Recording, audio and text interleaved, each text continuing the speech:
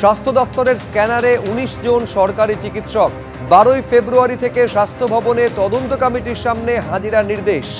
রাজ্য সরকারের থেকে নন প্র্যাকটিসিং ভাতা নিয়েও প্রাইভেট প্র্যাকটিস করে যাওয়ার অভিযোগ।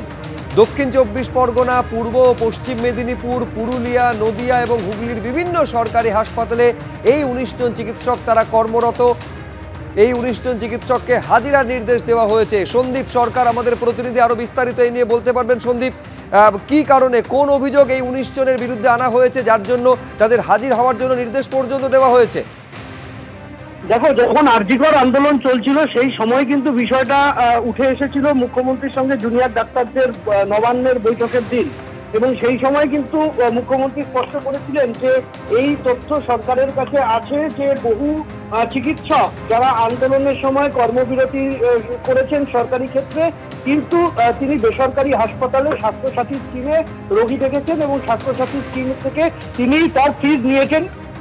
অর্থাৎ তিনি সরকারি জায়গায় কাজ করেননি, অথচ বেসরকারি ক্ষেত্রে ঘুরপথে সরকারের স্বাস্থ্যসাথী স্কিমের টাকা তার অ্যাকাউন্টে ঢুকেছে।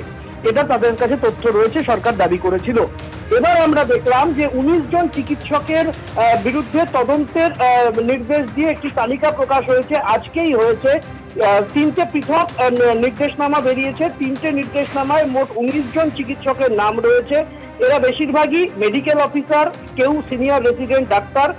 অভিযোগ হচ্ছে যে এই ১৯ জন তারা সরকারের থেকে নন প্র্যাকটিসিং ভাতা, অর্থাৎ বেসরকারি প্র্যাকটিস করব না এই শর্তে সরকারের থেকে তারা ভাতা নিয়েছেন, অথচ তারা বেসরকারি প্র্যাকটিস করেছেন, স্বাস্থ্যসাথী স্কিমে রোগী ভর্তি করিয়েছেন, তারা স্বাস্থ্যসাথী স্কিমের থেকে সরকারের ঘর থেকে টাকা পেয়েছেন, অথচ সরকারের থেকে নন প্র্যাকটিসিং ভাতাও নিয়েছেন।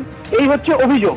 এই অভিযোগের কারণে এদেরকে তলব করা হয়েছে স্বাস্থ্য ভবনে। কাউকে ১২ তারিখ, চলতি মাসের ১২ তারিখ হাজিরা দিতে বলা হয়েছে, কাউকে চলতি মাসের ২০ তারিখ হাজিরা দিতে বলা হয়েছে, এবং তাদেরকে প্রমাণ দাখিল করতে হবে স্বাস্থ্য ভবনে এসে।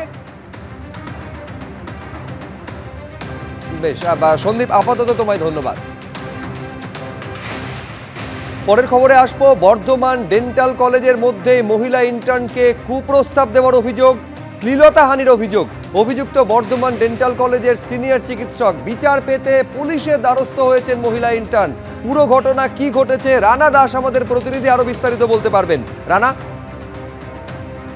একেবারেই দেখো, বর্ধমান ডেন্টাল কলেজের একজন তিনি ইন্টার্ন, তিনি আজ বর্ধমান থানাতে লিখিত অভিযোগ জানিয়েছেন এবং সেখানে জানাচ্ছেন এই ডেন্টাল কলেজের যে সিনিয়র চিকিৎসক তাকে শ্লীলতাহানি করার চেষ্টা করেছে, তাকে নানানভাবে উত্ত্যক্ত করা হচ্ছিল এবং মানসিকভাবে তাকে নানান চাপ দেওয়া হচ্ছিল, এবং এটা ৬ মাস ধরে এই ঘটনা হয়ে আসছিল এবং তিনি আর সহ্য করতে পারছিলেন না। তিনি বারবার করে সেই চিকিৎসককে জানিয়েছিলেন, কিন্তু চিকিৎসক কোনো রকম সেদিকে কর্ণপাত করেনি এবং তার ফলেই বাধ্য হয়ে এই ইন্টার্ন বর্ধমান থানাতে লিখিত অভিযোগ করা হয়েছে। তবে অভিযুক্ত চিকিৎসকের সাথে কোনো রকম যোগাযোগ করা যায়নি। ধন্যবাদ রানা।